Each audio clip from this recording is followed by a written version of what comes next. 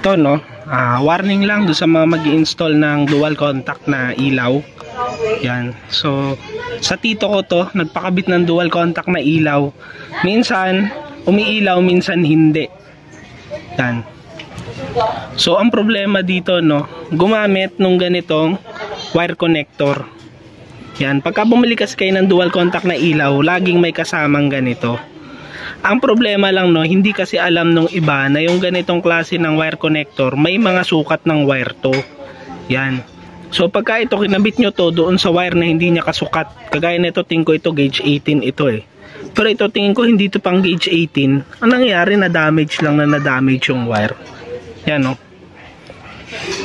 Tapos isa pa sa issue nung ganitong klase ng wire connector, yan, T-tap hata yung tawag nila dito. Nakita nyo kung gaano ka-damage yung nangyari dun sa strand. Ayun, no. Puro gas-gas. Yan. Tapos naputol na yung ibang strand. Yan. Kung gagamit kayo ng ganito, no, parang ang mangyayari kasi ito, mag-i-splice din kayo or magtatap din kayo dito sa wire.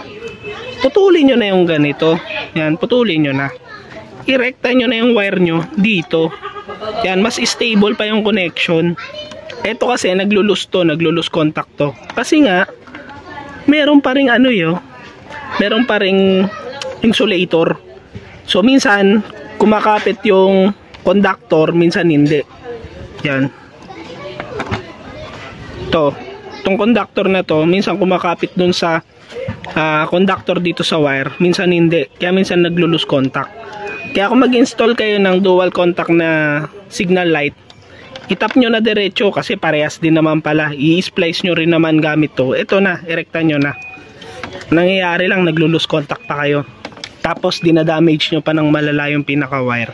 Hindi ko alam kung sa motor shop pinagawa to.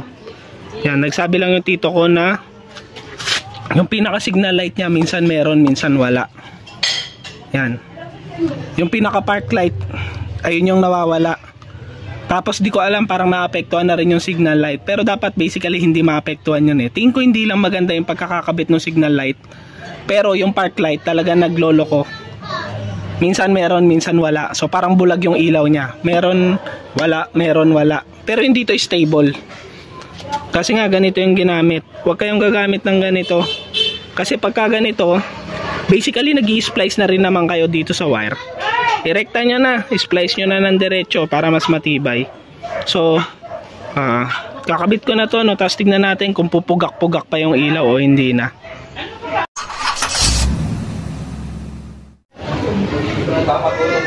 Bale, ito na, no? Yan. Tinap ko na lang.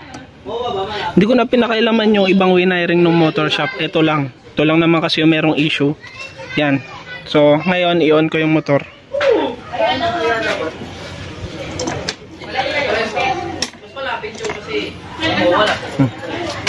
Yan. Hindi na nagbiblink ko. Maganda na siya.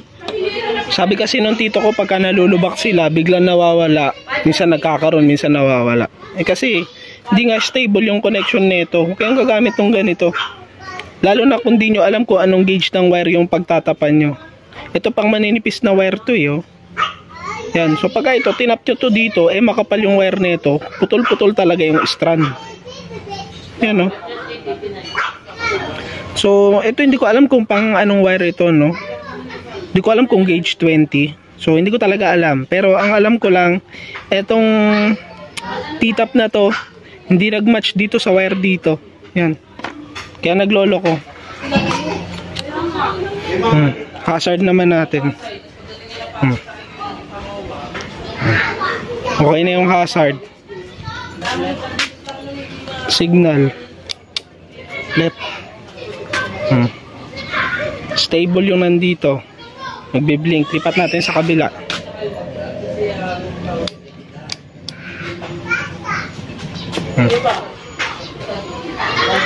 So okay na siya, no? Ito lang yung hazard switch nya. Medyo maganit na pindutin. Baka ito nabasa eh. Kailangan itong linisin ng contact cleaner. Pero okay naman siya. Yan. So warning lang sa paggamit nito. Huwag kayong gagamit nito. Hindi maganda gamitin to. Kasi una, madadamage yung wire nyo. Tapos, mag-i-splice din naman pala kayo. Ganito na, para stable. Yan, sige. Tapusin na natin tong video na to, no? Ingat kayong lahat. God bless.